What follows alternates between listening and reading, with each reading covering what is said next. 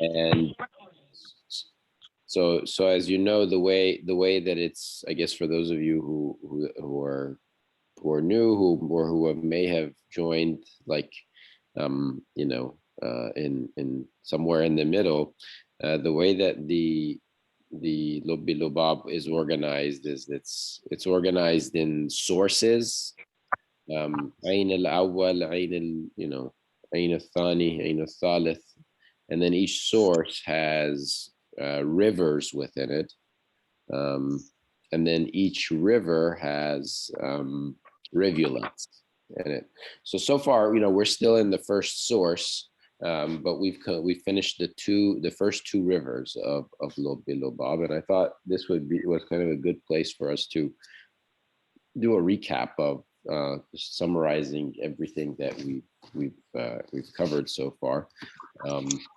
I kind of took screen captures of different portions of the Lubb-e Lubab and just copied and pasted it in this simple PPT presentation to kind of try to organize things and be able to refer to different couplets from Mawlana Rumi's poetry in each part, so that that's amazing. That's amazing. Thank you so much, Brother Mathnawi. That's really exceptional. Kind. No problem at all. No problem at all.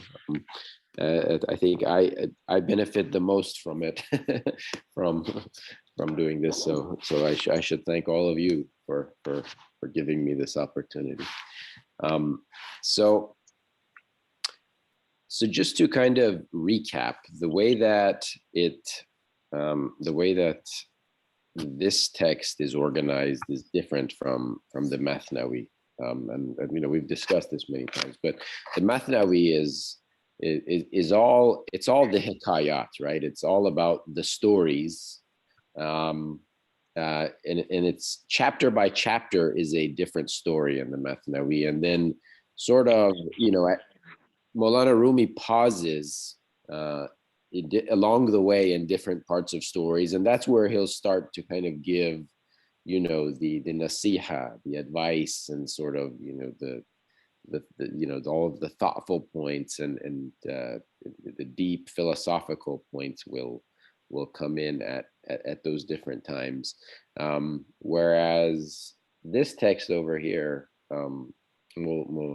Sheikh Kashifi, he kind of does the opposite. He just kind of takes couplets from random places in the Mathnawi, and he kind of tells his own story, and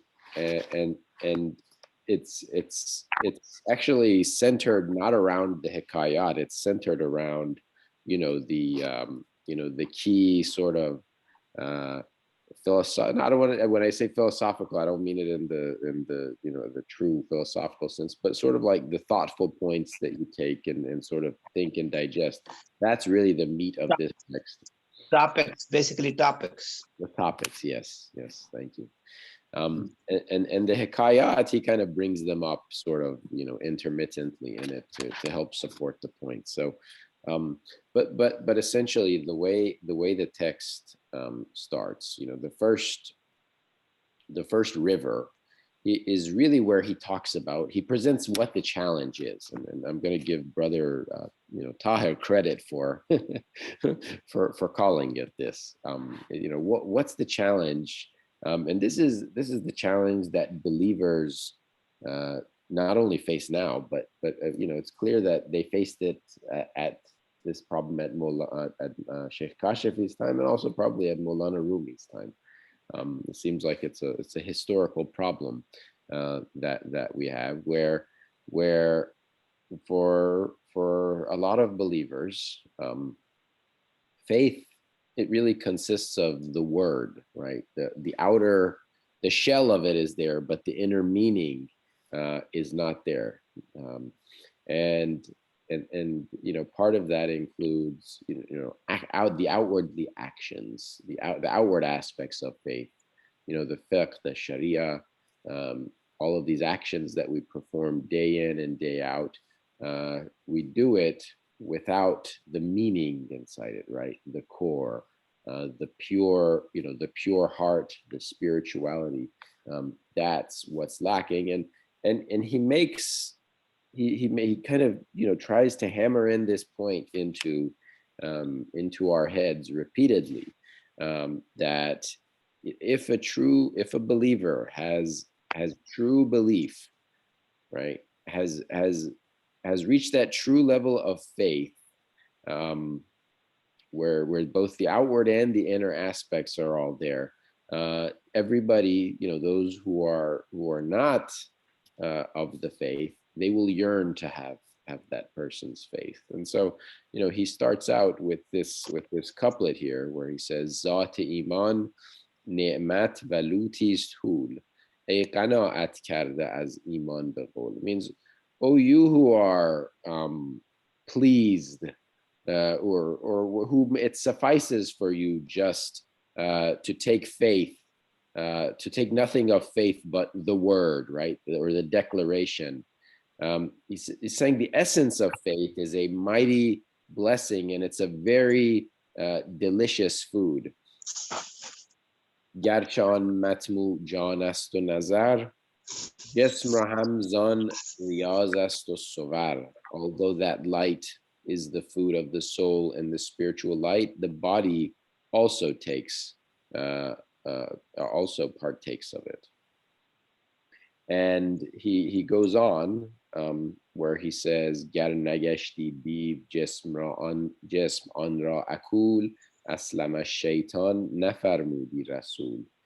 Div az an luti ke morde hay shavad, ta nayashamad musalman ki shavad." So if he says that, even, he says it's doable, right? The shaitan of our bodies can become fond of eating this spiritual food. And he said if that wasn't possible, the prophet would not have said aslama shaitan. He would not have said the devil has accepted Islam, because Prophet Muhammad was, the pinnacle of having reached that level where his shaitan had become completely submitted. His nafs, and so he's saying if the the devil, as on luti ke morde hay shavad ta nayashamad musalman ki shavad, means, how can the devil become a Muslim if he does not drink that sweet food which makes the dead living? So if only by taking in that true spiritual food can you completely submit your nafs and your devil, and making making your soul or your spirit alive again. And he finally concludes that couplet with this one here that's really interesting, where he says, "Mu'min an bashad ke andar jazr omad, kafir az iman ou hasrat khorad." He was saying the true mu'min, the true believer, is the one whom when highs and lows. Yes. You. During the ups and downs. Yes, whom through his ups and downs, the disbeliever will yearn to have his faith. And yes. So this is what I think is like the key message here. If we don't see disbelievers around us yearning to have what we have, then maybe there's something wrong. we should look, into ourselves, not just the disbelievers, right? Even people around us, even our family members, even our kids. Let's put it in another perspective, Brother Mahdi, if you don't mind. Sure. Something is not wrong. Something is not right yet. Yes. Yeah. Thank you. Okay. We are given the raw material. It's not wrong. We simply have to purify it and cleanse it and make it reflect the image from divine. So some of us can do it earlier, some of us take long time, some of us never do it. So nobody is wrong. It's just that they are still not right. Okay, they are still trying to cleanse it. If we have to, once you become a Marde Kamil and you are 100% cleansed, Yes. now others may not get that stage. They may be only 2% clean, 10% clean, 25% clean, stuff like that.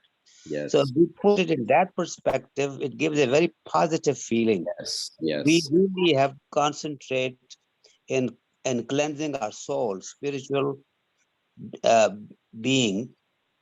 And although he says kafir adima, but here kafir is not necessarily the one who has taken the message, understood it, and then rejected it, but the one who really has not comprehended it yet. Or he is not denying it, but he has not really accepted it to the way that it has internalized for him. So, Beautiful. if you look at it that way, then Yes. people who say Shahada, now the journey begins. The Yes. question is how much of purification and concentration within themselves have they been able to give? Right. Right. Beautiful. Beautiful. So that's basically as what you're saying is, looking at the glass partially full rather than Yes, yes, yes. Thank you, Jazakallah. Because why I have problem with our theologians and religious guides and imams that they start to chastise you Thank you. as if we are doing something stupid. It's not that. It's not. We are not doing something right yet. Yes. We are incapable of really getting to that stage with our meager efforts that we make. All we have to do is make more efforts, but do not say anything. Just like I'll give you an example. I'm sorry to kind of take time, but this is important. You will see messages coming in here and there from, oh, here comes Ramadan. You will see people, the half believers, there's the people, suddenly they have a sale going for them as if something wrong is being done. No, it's just that you observe it, but try to say that this is great that they are doing it, but I hope that they can continue doing the same thing rest of the year also. Then you give it a positive spin rather than discouraging people. Yes. All right, you are here in the masjid, brother, but I never see you throughout the year. In Ramadan, you show up. Yeah. Right. That is the kind of thing that should be avoided. Yes. That's true. Very right. Very, very, very nice. MashaAllah.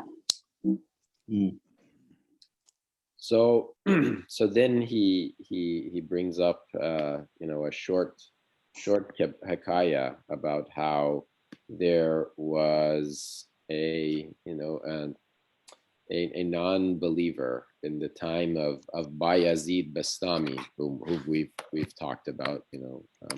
Sheikh al-Arifin is one of the names, right? Sultan al-Arifin, right?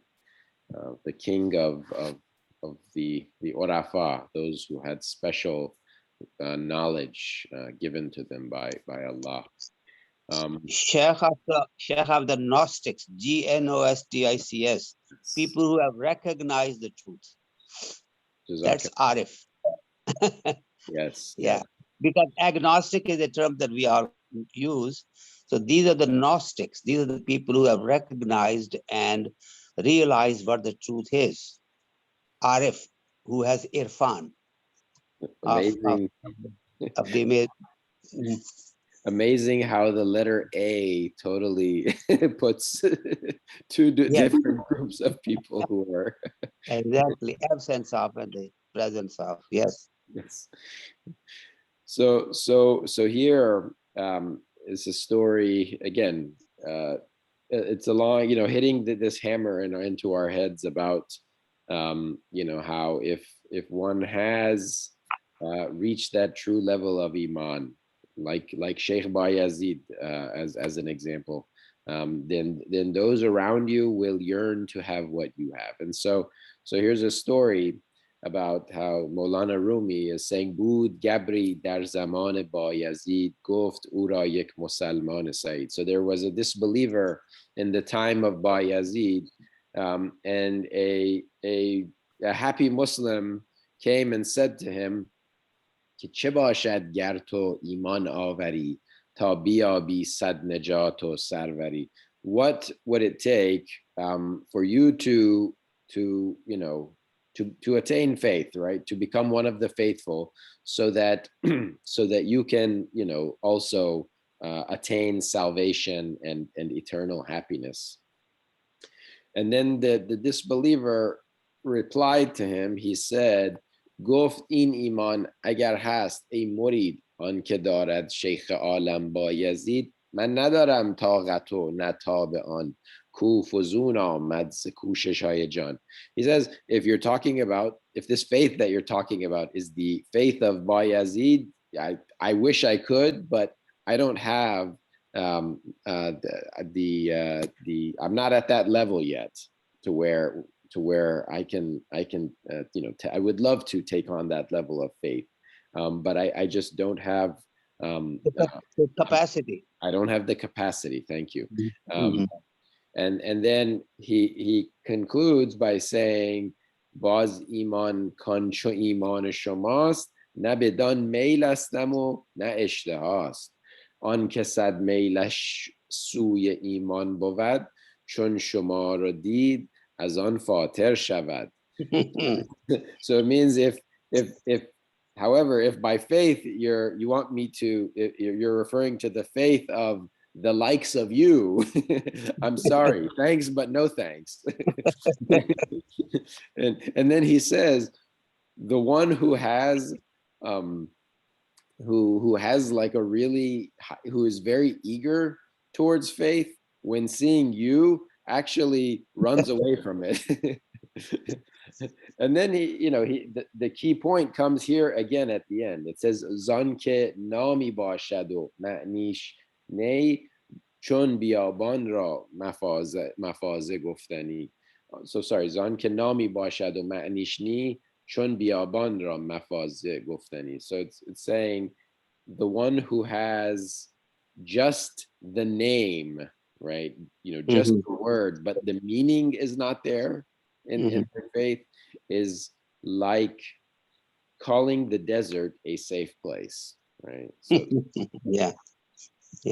Again, hammering along this, this same point. Yeah. I like, as Dr. Abdul Rahman says, to present it in a positive light, where it means we haven't reached that level yet, and that's right. Go towards it. Then there was also a story, another hikayat. No, before you go to the next story, this Sure. kind of here, it's a great thing that he mentioned that if you want me to be like Bayazid, I don't have the capacity, but if you want me to be like you, then no thanks. Thanks, but no thanks. Now, what does that mean here? Why did he leave the intermediate and middle totally, without addressing that? Why don't we see in these verses his at least an attempt towards it? I mean, is there a hidden meaning here, brother? Because I couldn't really get that. No, he sees Bayezid's capacity, and he says, yeah, that's what I want to be, but I really can't be like that. Yeah. However, if it's like you, I don't even want to touch it. So right. If that is what happened, and if you remember, right after that, the story comes about Muazzin that doesn't have a good voice. Yes. So I'm missing the point here, and if you can see what was the end point with this seeker, what did he? So the story, I agree with you. It kind of, at least in the Lubb-e Lubab, it kind of ends over here. This is the final line, and I think it's more of a message, for us as believers, that look, if the people around you, right, are not rushing towards faith, you need to elevate Yeah, Because you are setting a bad example. Oh, that's that the may be it. Yeah, that your example is not the one that will attract them, right. and they cannot suddenly, uh, aspire to be like Bayezid. So Exactly. they find this path, this kind of a travel difficult, and they see you being a bad Muslim, so they get discouraged. Yes, exactly. Now, okay, that may be it. Yeah, okay, Sure. sorry. No problem. And so then, then there's another hikayat that comes after this, which Yeah. is about a a muazzin, um, a community of believers that lived in Kafiristan. They lived in the land of disbelievers. And again, to emphasize. We had this discussion with Sheikh Mendez also. Here, kafir doesn't necessarily mean just any non-Muslim, right? It's not referring to non-Muslims necessarily. It's that person who is covering faith, right? Who is knowingly rejecting faith, right? And it could be a Muslim, a so-called Muslim who is that, and it could be a non-Muslim as well. But there was a muazzin who had a really terrible voice. And the community around him in his masjid, they told him, look, like, please do not um, please do not read the azan, because they didn't have the heart to tell him, look, you really don't have a nice voice. They said to that this might, like, instigate and cause animosity with the communities around us. It's better that you don't read the azan out loud. However, this muazzin, he persisted, and he read he kept reading, continued to read the azan, and then one day a non-believer came to the masjid wanting to thank him. And he said, where's this person who has been reading, yeah, who has been reading this azan? I have to meet him and give him gifts and thank him and congratulate him. And then everybody in the community is saying, what, like, this person liked our muazzin's voice? Is he's being serious? And then so he comes, and then they say, so what's going on? And he said, yeah, so I wanted to tell you a story. So this person was in a church. He was a Christian. He said that I've had a daughter who for years yearned to become a believer. She wanted to become a Muslim. And no matter what we did, we couldn't convince her otherwise, until one day she heard a terrible sound, and she said, what is this? What is this terrible sound that I'm hearing? And then we all tried to tell her, this is the call to prayer of the Muslim people. And she wouldn't believe us. She thought that we're trying to fool her, until, like, finally her sister convinced her and talked to her, and explained this to her. And when she realized this is the Muslim call to prayer, she lost all interest in faith. And so I wanted to thank you for that. You did with your voice, you did what thousands of us could not have done, right? and again, it's not a story to be taken literally about people reading azan, right? It's a story metaphorical and representative of how we as Muslims, we are the muazzins of our faith, right? Yes. And how we, with our actions, our deeds, our behavior, we are the ones who either are metaphorically reading azan with a beautiful voice or a terrible voice every day. And we have this ability to either draw people or turn people away from faith. So again, along this theme, if you've got it, if you have the true iman, those who don't have it are going to yearn to have what you have. They will be in hasra. So So as Brother Tahir said, this is the challenge. And so I remember when we got to this point, we were all kind of depressed, thinking, wow, this is not good. Imam Sheikh Mendez told us, no, don't worry. Sheikh Kashifi also gives the solution. If you keep reading, you're going to get to the solution too. Thanks so much, Brother Mehdi. Would you like us to do discussion at the end or do it now? We can do it now too. Anytime. Yeah, please feel free. Well, Bismillah, we wanted to share, first of all, commend our sisters and brothers at MCGP. I was thinking about the interfaith work that was done. So yesterday there was an interfaith event and my wife participated, and I understand, mashallah, Brother Tahir, Sajid,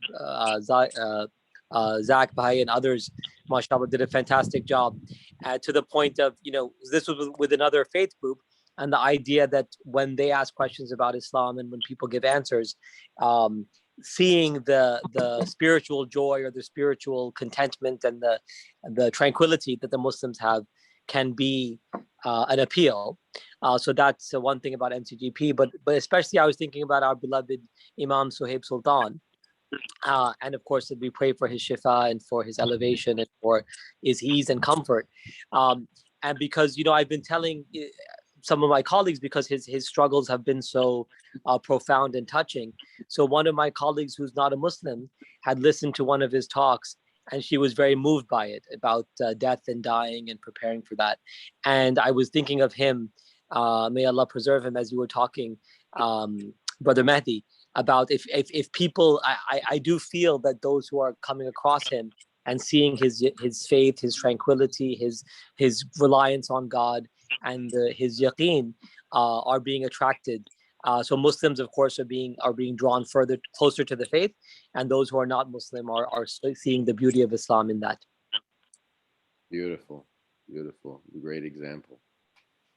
Jazakallah. Yeah, thank you. So, it's a really great point. And so, if there's no other points, I can continue the discussion and talk about the what Sheikh Kashifi presents as the solution, right? How do we? Go ahead. Brother Mehdi, I just want to make a comment on what Dr. Abdul Rahman said earlier. Between the believer, I think those who know the truth, those who do not know the truth, that's one category, and those who are hiding the truth. So there are two different categories. Those who don't know, obviously that's the innocent part. It's our job to make sure the truth is, and those who are knowingly, they know the truth, but they want to hide it. So when you use the word believers and non-believers in that context, because it's a journey like a caravan, and the people who are far ahead and the people who are way behind, but they're all on the road towards their journey. Yes. But you just can't say, well, you are why you're not in the front, why you're in back. Everybody has their own pace, and Allah knows best, and we have their own struggle. So we have to keep our mind that we all on a journey. Yes. And those who are lost, how do we help those who are distracted from the journey? And I think that message is important to know, rather than judging people, as Dr. Sab has said, I think very rightly so. So those, maybe they don't know truth. And I think if we have practiced that truth and they see us, not that by what we say and preach, but they say, well, maybe they're doing something right. Let's find out who are these people. Mm-hmm. Right. And that's a living example of, and I think the Prophet ﷺ, as they know, they say it was a walking Quran. And rather than giving someone, if we can somehow internalize and people see us, in our daily actions, and they are attracted to it. And we've seen many examples, as Brother Amir has mentioned. I think those of us who have not listened to the last bayan of Imam Suhaib, it's beautiful. It's so inspiring for so many people who are sort of afraid of death, and they don't know with what a dignity and grace, and how he's dealing with this pain with a lot of grace. And that's really give a big lesson for us, a living example, someone who very close to us, and we see his journey, and we should learn from that. Jazakallah khair. Brother Tahir. I think the concept of caravan that Brother Tahir has just mentioned is actually very, very, very appropriate. It makes it very easy to understand. that we are all in this caravan. Some are, ahead, some are behind, but the intentions that we make and how much effort we put in terms of traveling on that path is what really determines as to how cleansed we are within. Yeah. Jazakallah. Jazakallah. So, so here now he starts the second rivulet where he discusses what the solution is to this. And so the first point he makes is you need to first remember where you came from and why you're here, right? So he starts out with the story of the day of Alast, Yawmul Alast, right? With this and it's brought up in the Quran, where and I don't have the verse of the Quran with me right now, but where the children of Adam were Allah brought all souls together, right? And he asked them, Alastu bi rabbikum, am I not your Lord? Qalu bala wa shahidna, right? And all of us were there. We all replied, bala, yes, and we bear witness, shahidna. So Mawlana Rumi and Sheikh Kashifi, they remind us of this. He says ما در این دهلیز قاضی قضا بحر دعوای الستیم و بلا که بلا گفتیم و آن را زمتحان قول و فعل ما شهود است و بیان از چه در دهلیز قاضی تن زدیم نه که از بحر گواهی آمدیم. So here it says we are here in this court of Qazi Qaza, means the judge of all judges, the king of all judges. Bahr da'waya alasti mubala. So we are here in this court to bear witness and say yes. So we're here in this world, right? No. Here he means in the case of Alast and Bala. In that particular case, we are in this court now. That case is going on. Yes. I think that's what he means. Thank you. Yes. You said it. That, if you get the literal meaning of that. Yeah. So the So case. that particular case that started there when we said Allah, when we said Bala.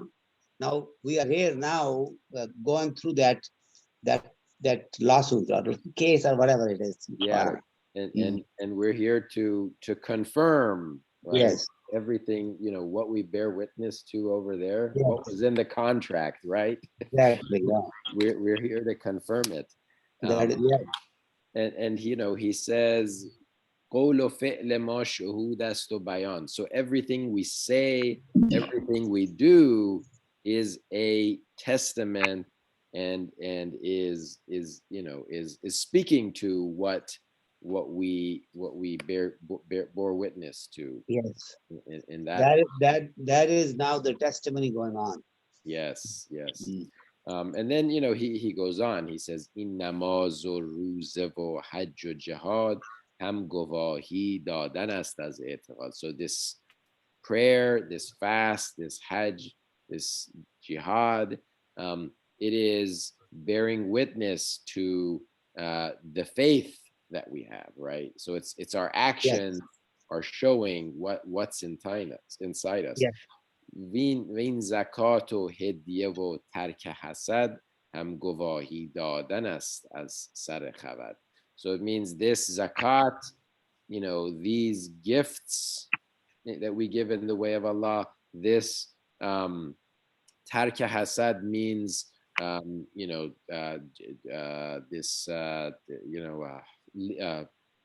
leaving jealousy, right? Putting jealousy aside. Giving up jealousy. Thank you. Is also part of that testimony to yourself. Exactly. These are witnesses. These are witnesses. Yes. So then here he says in govahi cheese izhar nahan خواه قول و خواه فعل و غیر آن. So it's saying, what is this testimony? این گواهی چیست? What is this testimony? اظهار نهان. It is making apparent what is hidden. خواه قول و خواه فعل و غیر آن. Whether it's what you say, whether it's what you do or anything else. So what your appearance is. yes. Yeah. How you behave in front of others. That Yes. paragon is beautiful. That's a very good symbolism that he used. What Yeah. you are wearing, what you are dressing up, what people see in you. Yes. جان چنین فعل و اقوالی نمود بر محک امر جوهر رو بسود.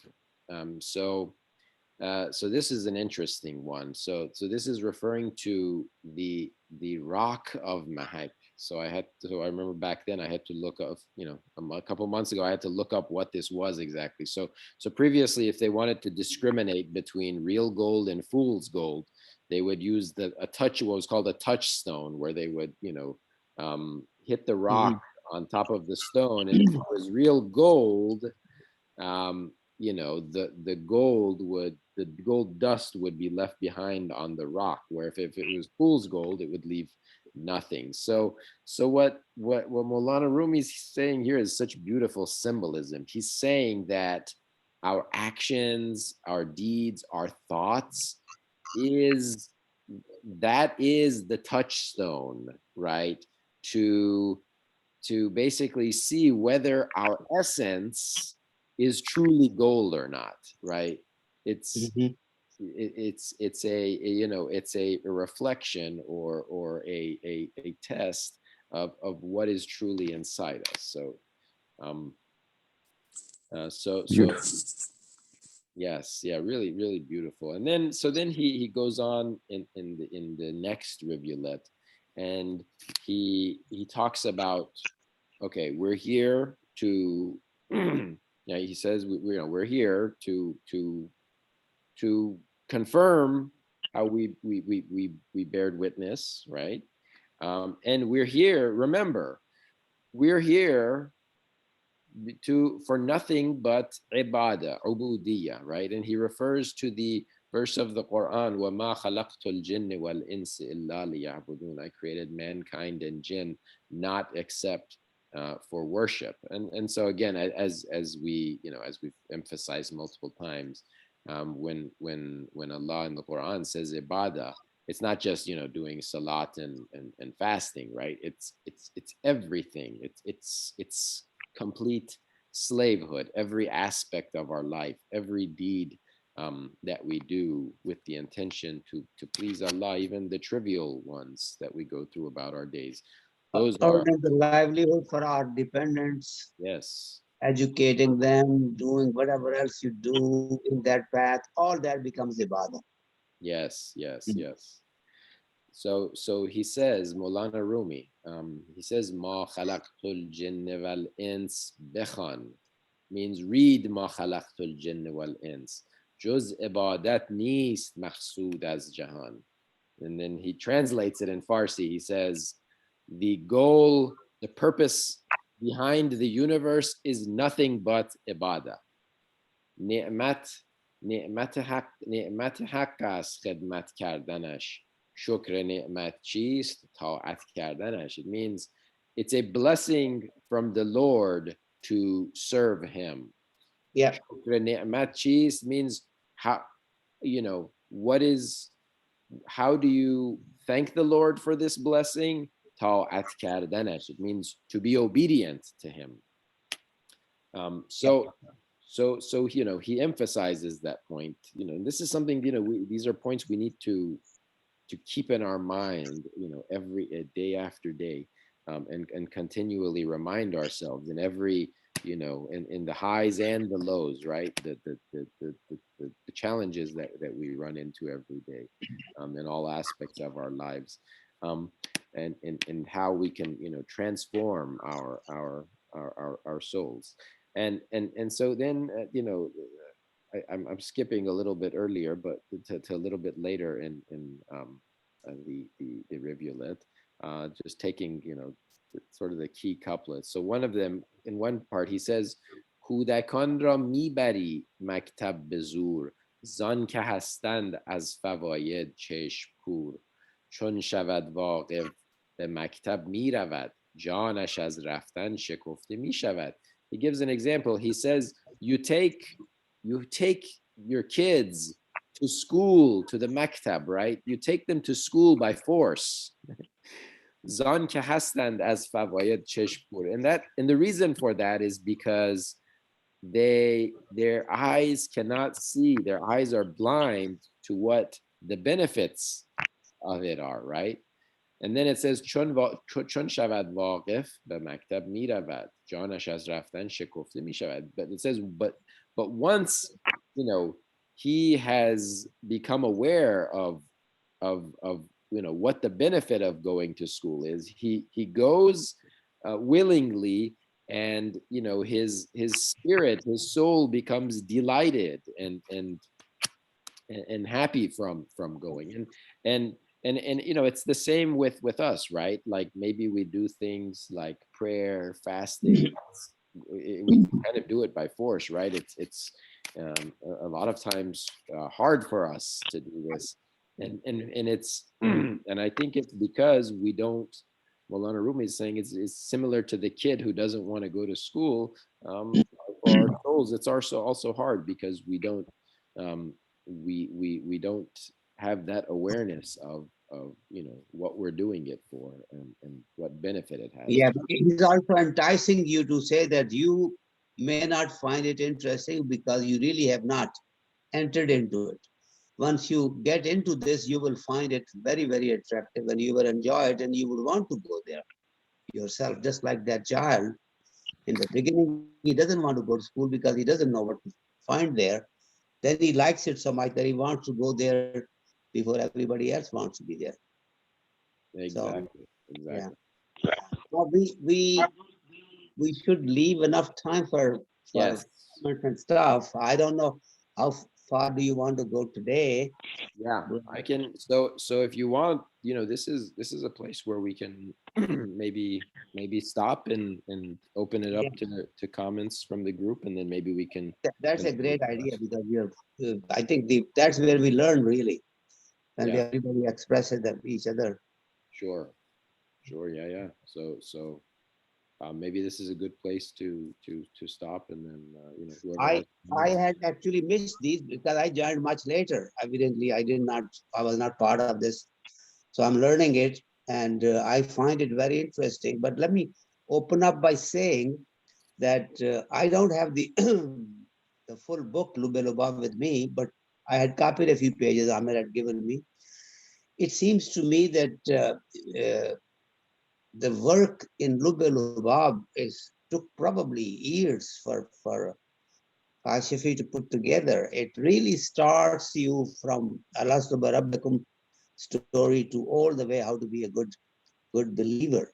So sequence the subjects that he chose and how he presented them in 3 rivers and then rivulets and several sections within that is amazing hard work. We have to simplify it and make sure that take full benefit from hard work that these intellectuals have done years ago and make it easy and relevant to our future generations. So in that vein, if you can put whatever you summarized today, Brother Mabi, then we can print it probably at our end locally and kind of be able to benefit from it in future. I'll appreciate that. Sure.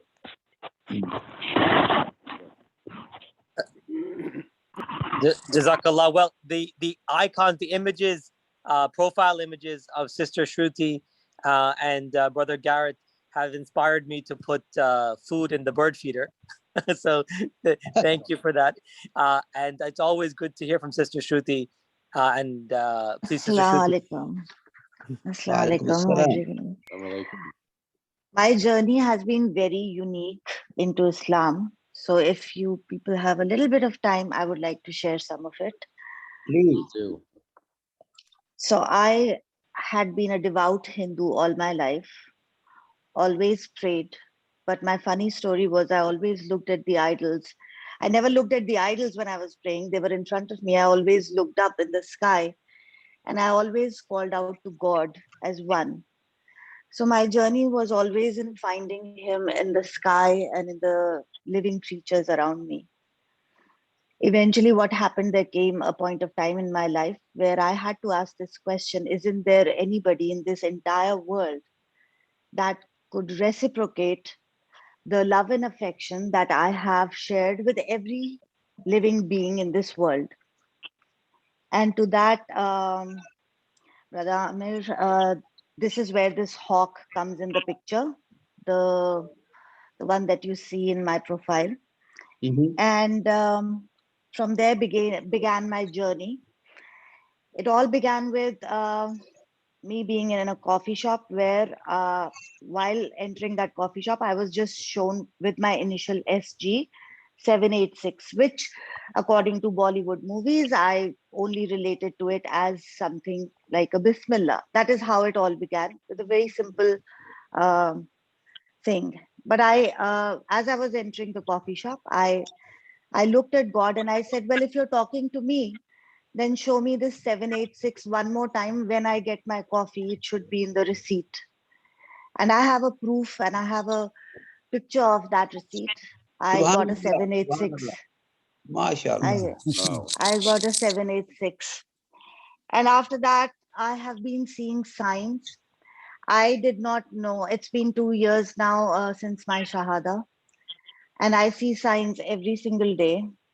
Like I did not know that these 3 days it is my rosa today. It is these 3 days that are very auspicious for keeping the rosa. So I was shown a sign.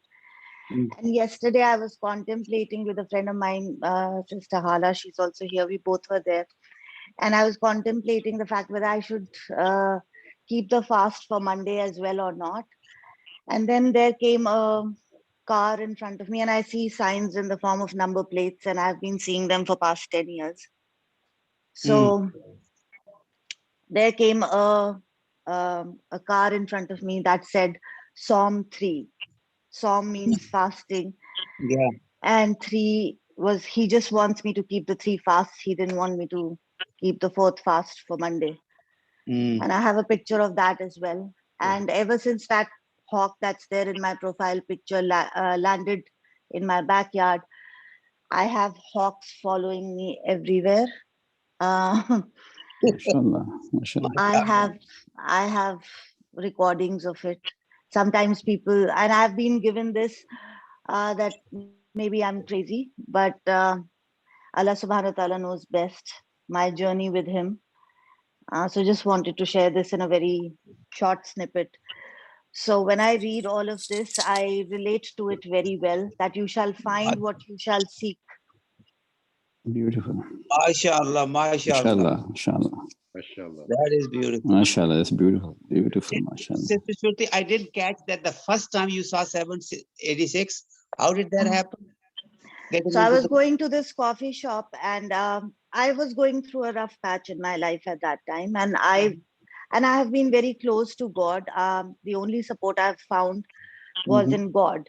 So I just said to him, I had made a dua.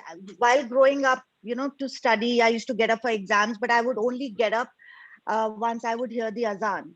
Because where I lived in India, we had mosques, and I have peer in front of my house and behind my house. And I've had incidents all my life. And my father's always taught us to believe in one God and respect all religions. So that's what I have, lived by. Beautiful. But when I came here, and there was one uncle who read a dua on me. It was my 12th grade finals. I had a terrible headache. And he said, and he's a wonderful, he's passed away, may God bless him. But he read this dua on me and my headache vanished. Beautiful. So this other day, I was talking to my friend, Sister Hala, she's here only. So I told her, I said, Hala, read me a dua. I know there's a dua. My head was hurting. And I said, read me a dua. She's like, how do you know? I said, I had an uncle, he read this dua and it worked. So she said, it only works if you believe. I said, well, then I believe. So please read it. And it worked. And then I asked her, and both of us, we already we have always talked about God. And so that one day when I was not feeling very good, I had asked for this, what I just told you, that isn't there anyone who could reciprocate? And ever since then, I feel that Allah subhanahu wa ta'ala has manifested himself in so many ways. Beautiful.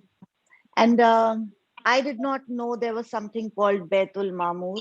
Many people might not even believe that it has happened with me. But one of the days I was crying very much and I was driving my car and I was coming back suddenly. And these things happen almost on a regular basis with me. So suddenly the cars ahead of me vanished, the cars behind me vanished, and suddenly as if time had just stopped. And I was crying and I always look at the sky. I'm a sky watcher basically. So I looked up and suddenly I felt, why is the sky suddenly cylindrical? Why do I see an opening? And I don't know, out of nowhere, initially they looked like birds, but then when I looked harder, they weren't, definitely not birds. And I could see millions and millions of angels going in circle. Wow. And I did not know that was Baitul Mamur until I read it in the Quran. I did not know that was that. And after that, I've changed my life basically based on how he has guided me every single moment of my life. Alhamdulillah. Beautiful. So yes, my journey still continues. I have so much to learn. Masha. That's an inspiration, sister. I'm hearing for the first time and hearing it from the source. Thank you. Thank you for sharing that. Jazakallah. Shukriya. MashaAllah, beautiful. Well, I know we wanted to hear from Brother Gareth, but perhaps Sister Hala, if you're able to share something also, having heard Sister Shruti's references to you. Assalamu alaikum wa rahmatullahi wa barakatuhu. Yeah, so yeah, I mean, our journey has been very different and it's been beautiful, alhamdulillah. Like some people have said that जब कोई इस राह पे आता है तो like even in fakiri you become a kalandar, right? People say. So yeah, we are truly kalandar in the fakiri. Yeah, yes. I mean, we were going through a very, very rough patch, but Allah subhanahu wa ta'ala made sure that we are not sad. We were happy each moment. By seeing the signs, He made us happy. I mean, and I cannot explain the happiness that we found in little things that we saw that reminded us of Allah subhanahu wa ta'ala. Even a leaf falling from the tree would make us happy and would talk to us saying that that leaf is praising Allah subhanahu wa ta'ala while it's falling. And it was beautiful. There's a pond close to our house and we call it a lake. We call it a lake, yes. Because that is the spot where we used to go and pray and actually do dhikr about Allah subhanahu wa ta'ala. And whenever we went there, they were like such a nice smell that would come, and the breeze, a cool breeze would surround us, and there would be big monarch butterflies. We have recordings of that. And when we went with somebody else, like be it anybody else, there wouldn't be anything. But if we both go together and we do dhikr, it would become a piece of I don't know, I haven't seen heaven, but it was a piece of a place which gave comfort to us, and it would help us through the journey of our life and whatever was happening within our personal lives. Both of us were going through a very, very, very hard time. So at that time, you had not taken Shahada yet. I had not taken Shahada. She is already a born Muslim. I had not taken Shahada until then. But as soon as I started seeing the sign, I used to wake up at tahajjud, and we used to wake each other up to pray. And even though I did not know how to read my namaz, I always did my prayers. I did the duas that I could, in my language, the way I could connect with him. Beautiful, beautiful, beautiful. MashaAllah, MashaAllah. You know, we have MashaAllah, Wali among us. MashaAllah. Beautiful. No, Very no, nice. No, we are nobodies. We are No, you know, nothing. I think the thing is that it's actually you see, all the knowledge is experiential knowledge, and that's your relationship with the creator is really between, you know, in your heart. And depending on the intensity of your love for the divine is the one what you experience.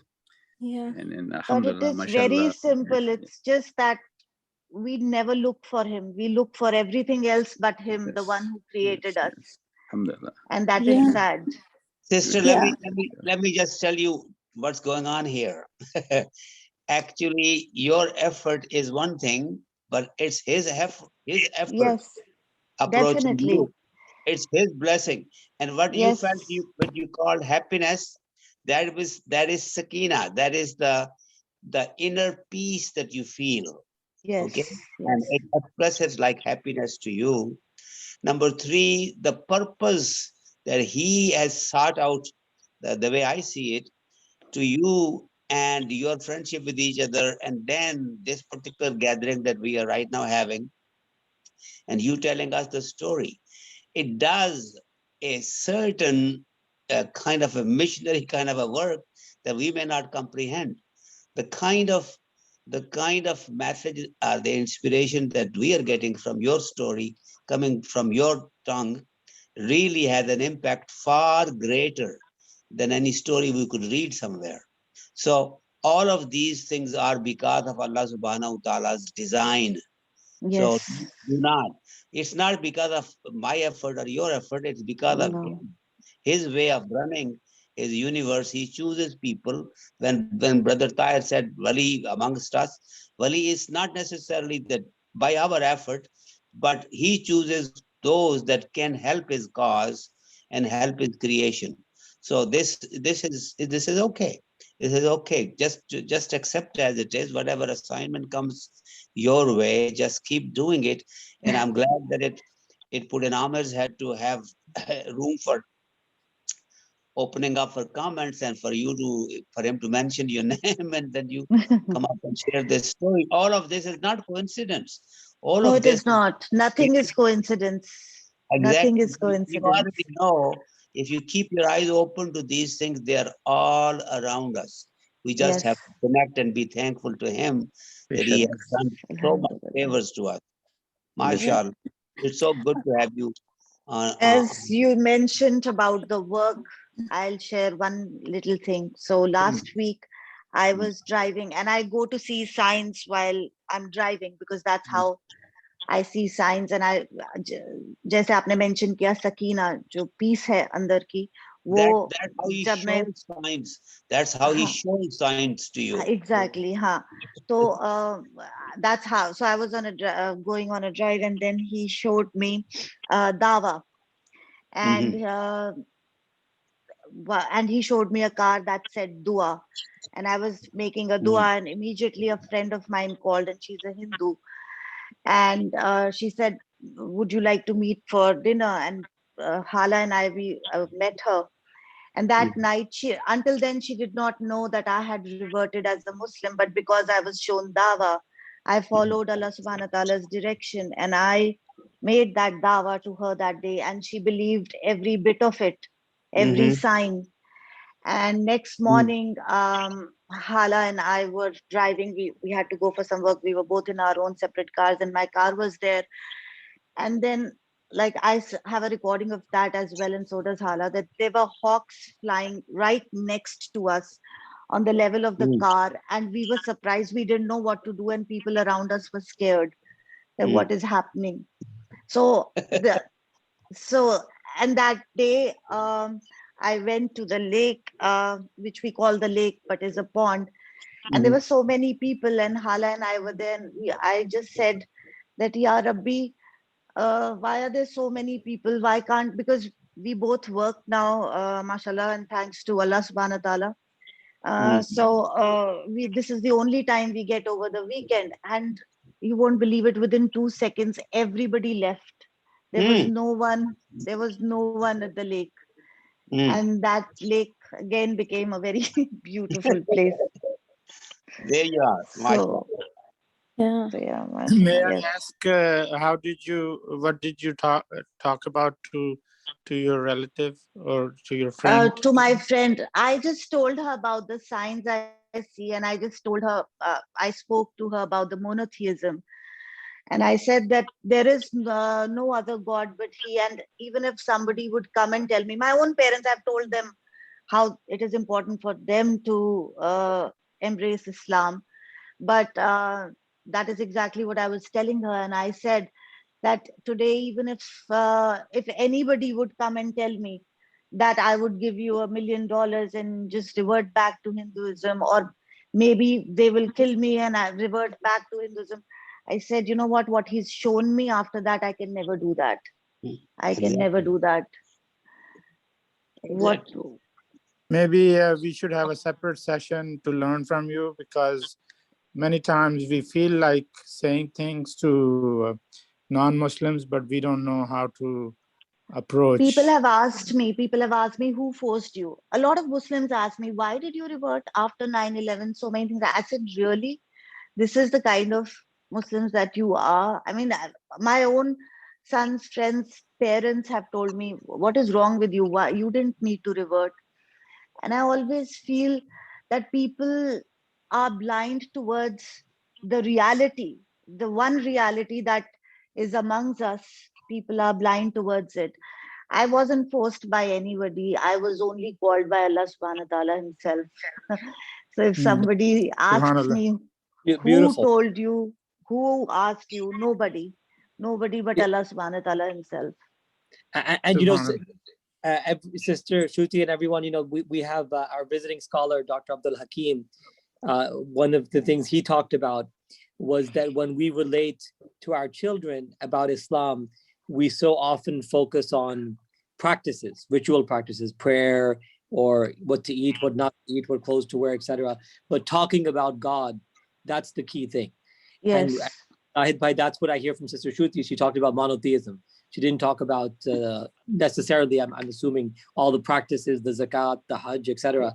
But just the I did not, Brother Amir, I had no idea about all of this. But Allah subhanahu wa ta'ala showed me the signs one after the other. So he introduced Islam to me gradually. The first sign I saw was a juz. I did not know what juz was. I had never read Arabic and Urdu, because I come from a city called Meerut in India, where Hindus and Muslims are in the same quantity. So Urdu came very naturally to me because it was a part of Hindi and I always thought it was Hindi. So for me, I did not know Arabic language at all. But when he started showing me the signs, I started getting the messages and the inclination to look for them. So I Googled most of the words. I still Google a lot of words. And I do want to learn Arabic. Eventually, inshallah, that will happen. But yeah, this is how my journey has been. Like I said, it has been beautifully unique only because Allah subhanahu wa ta'ala wants it to be that way. MashaAllah. May Allah bless your journey. I think if I may say, the idea of maybe having a full session listening to you one day on a particular topic would be very, very, very good. And all of us will benefit from this. I think we'll inshallah benefit from that. Anytime. I can talk about these signs all day long. so, This is amazing that I mean she's narrating the signs and you guys are actually believing in it, because the things that have happened to us, when I spoke to it about our my family to it, and people started calling me like I've gone crazy, or maybe I've lost it, and it kind of I mean put us into more sadness, because people around us wouldn't believe it. But then Allah subhanahu wa ta'ala showed us a sign in the Quran. He made us read a juz which said that when you go and narrate my signs to other people, they will call you Majnoon, they will call you crazy. And they wouldn't believe it. But So it that is is them. why Allah ta'ala says it is them who are crazy. It is them who are blind. right. Yes. So that is why, if I just may comment something, that's up. So first of all, Sister Shruti and Hala, excellent, mashallah. You know, I was just telling Amir last week, this seeker circle, the Rumi circle, is the highlight of my week. I do have ritualistic practices where I do pray and everything, but this gives me enough spiritual nourishment for the rest of my week.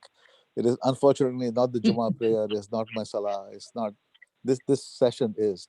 And to further, when I first met Dr. Abdul Rahman, I only met him 3 years ago. And I told him, I said, look, you were destined to meet with us, and I felt like I've known him my whole life, even though I only met him 3 years ago. And same, I feel with the two of you, even though I have never met you, too. I feel like, you are part, mashallah, you are our sisters in Islam. So I'm hoping that I too revert one day, because I'm not at that point yet. Even though I too, I'm hoping to revert to Islam, inshallah, soon. And may Allah guide me. Brother, you just did. You just did. This is exactly what happens. Like I said, nothing is coincidence. Everything, all we have to do is keep our eyes open and just let it come in. And it comes in. Once you make the intention, alhamdulillah, Allah subhanahu wa ta'ala shows the way. We just have to have that kind of a conviction that what we are seeing, what we are doing, when you have a little flat tire somewhere and you are very angry because you lost half hour, that means you were just saved from some calamity that could have happened if you were to continue going. Yes. So just be thankful and just look around. He's manifest and yet he's hidden. Absolutely. And Brother Mehdi, if you'll permit, maybe we can invite Brother Garrett. I know this is your first time, so we can hear something from you, inshallah. And I know we've gone over time, but we definitely want to welcome you. Thank you. I don't have much I need to say, really, but to thank everybody, and that I was fully with your story, Shruti and Hala, and that from my experience, not directly in Islam, but in monotheism in general, it's all true, all of these things. So something in everything that's said here rings true for me, even though I'm not formally in Islam. And it's beautiful. I just, Raza, thank you for inviting me to come here. There's just a heartfelt connection to this group. So just to share my love with you all. Beautiful. Thank you. Welcome. Assalamu alaikum. If I may add, Brother Mehdi, I think as Sajid Bhai also mentioned, I think this whole group, the way you see those who are joining this group, this is it started. It's mashallah, the unfolding. I see this unfolding of the rivulets here in a different context, because one is that we can read, and secondly is what we can experience through the participants. Yes. And how these participants coming from different folks is just amazing. The more you think that, how we end up having this group, such a diverse group, people with different backgrounds. These people are not from all the community. They're not people who come to MCGP every day. But mashallah, it's so inspiring. It's so motivating. Alhamdulillah.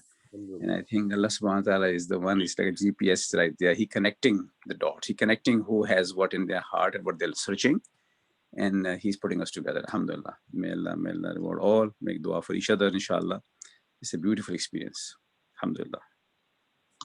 MashaAllah. Okay. Okay, Brother Mehdi, I think we can call dua now. Sure. Would somebody like to make dua? Right. I see Reza here. Assalamu alaikum, everybody. Good to see you guys. Yeah, sure. I'll make a short prayer. بسم الله الرحمن الرحيم أعوذ بالله من الشيطان الرجيم بسم الله الرحمن الرحيم اللهم صل على سيدنا محمد كما صليت على إبراهيم وعلى آل إبراهيم إنك حميد مجيد اللهم بارك على محمد وعلى آل محمد كما باركت على إبراهيم وعلى آل إبراهيم إنك حميد مجيد. Oh God, we gather before you as humble and helpless slaves, and we gather before you with the intention of getting closer to you and the intention of increasing our mutual brotherhood and sisterhood. Ya Allah, Ya God, we ask that you send your lights and your peace upon our hearts and give us everlasting tranquility. Ya Allah, we ask you that you give us the ability to always be thankful to you and to always remember you in every moment and every breath of our lives.